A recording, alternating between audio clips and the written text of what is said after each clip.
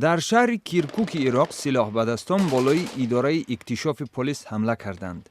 روز چهارشنبه در این زد و خورد کمش 5 نفر به هلاکت رسیدند. خبرنگار رادیوی آزادی در میان طرفهای درگیر مانده گزارشش را بعد یک روز ارسال نمود.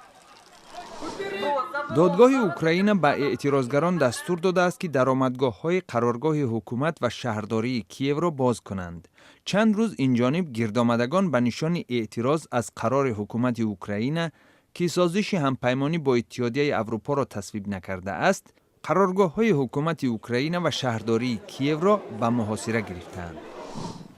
در شهر آستانه برف اول باعث بسته شدن مکتب‌ها و تأخیر پروازها از فرودگاه پایتخت قزاقستان شد. همچنان باد شدید چندین درخت و بام منزل‌ها را ویران کرده است. در شهر اوش قرقیزستان تخمیناً 200 نفر گردهمایی تشکیل نموده تقاضا کردند که سابق رئیس پارلمانت این کشور احمدبک کلدیبکوف از زندان رها گردد. نامبرده چند پیش با اتهام سوء استفاده از منصب و جنایت‌های مالی به حبس گرفته شد.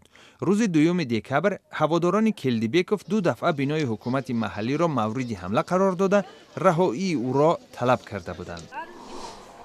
در پشاور پاکستان صدها طبیب محلی کارپرتایی نسبی تشکیل کردند تا پزشکی که 2 روز پیش به گرو گرفته شده است آزاد گردد.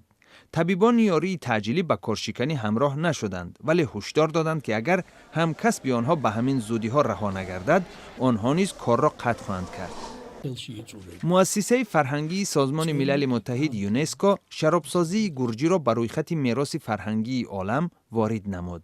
این نوع تهیه شراب که طبق آن نوشاکی در خمهای زیر زمینی نگه داشته می شود کویوری نام دارد.